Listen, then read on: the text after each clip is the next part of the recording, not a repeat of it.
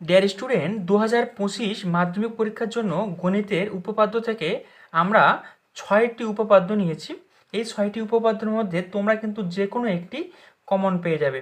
তো দেখো, আমরা 6টি উপপাদ্যের মধ্যে প্রথম যেটা নিয়েছি সেটা হলো প্রমাণ করো ব্যাস নয় এরূপ কোনো জ্যা এর উপর বৃত্তের কেন্দ্র থেকে লম্ব অঙ্কন করা হলে ওই লম্ব জ্যাটিকে সমদ্বিখণ্ডিত করে। এটি পেজ নাম্বার 58 অর্থাৎ 58 নম্বর পেজে কিন্তু এই জ্যামিতিটা আছে, এটা কিন্তু ইম্পর্টেন্ট। 2 নম্বরটা নিয়েছি প্রমাণ করো বৃত্তস্থ চতুর্ভুজের বিপরীত কোণগুলি পরস্পর সম্পর্ক।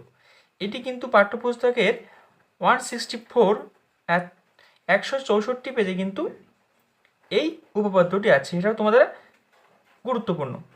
3 নম্বরটি দেখো, প্রমাণ করো কোনো বৃত্তের একটি বৃত্তচাপের দ্বারা গঠিত সম্মুখ কেন্দ্রস্থ কোণ ওই চাপের দ্বারা গঠিত যে কোনো বৃত্তস্থ কোণের দ্বিগুণ। এটি কিন্তু বইয়ের 123 পেজে কিন্তু এটি আছে, এটিও কিন্তু গুরুত্বপূর্ণ। দেখো, আমরা 4 নম্বর যেটা নিয়েছি সেটা হলো প্রমাণ করো দুটি বৃত্ত পরস্পরকে স্পর্শ করে, তাহলে স্পর্শ বিন্দুটি কেন্দ্র দুটির সংযোজক সরল রেখা অংশের উপর অবস্থিত হবে। এটি পাঠ্য বইয়ের পেজ নাম্বার 215 পেজে কিন্তু এই উপপাদ্যটি আছে। দেখো, 5 নাম্বার যেটি আমরা নিয়েছি সেটা হলো প্রমাণ করো যে কোনো সমকোণী ত্রিভুজের সমকৌণিক বিন্দু থেকে অতিভুজের উপর লম্ব অঙ্কন করলে এই লম্বের উপর পার্শ্বস্থিত ত্রিভুজের সদৃশ এবং ওই ত্রিভুজগুলির প্রত্যেক মূল ত্রিভুজের সঙ্গে সদৃশ।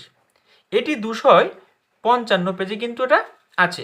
লাস্ট যেটা আমরা নিয়েছি এটা পিথাগোরাসের উপপাদ্য থেকে, পিথাগোরাসের উপপাদ্যটি বিবৃত করো বা প্রমাণ করো এই পিথাগোরাসের উপপাদ্য।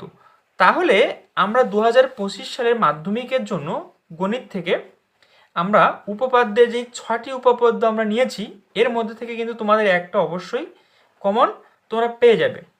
তো যদি ভিডিওটি ভালো লাগে ভিডিওটি অবশ্যই লাইক এবং সবাইকে শেয়ার করবে যেন সবাই এই ভিডিওটি দেখতে পারে। ধন্যবাদ।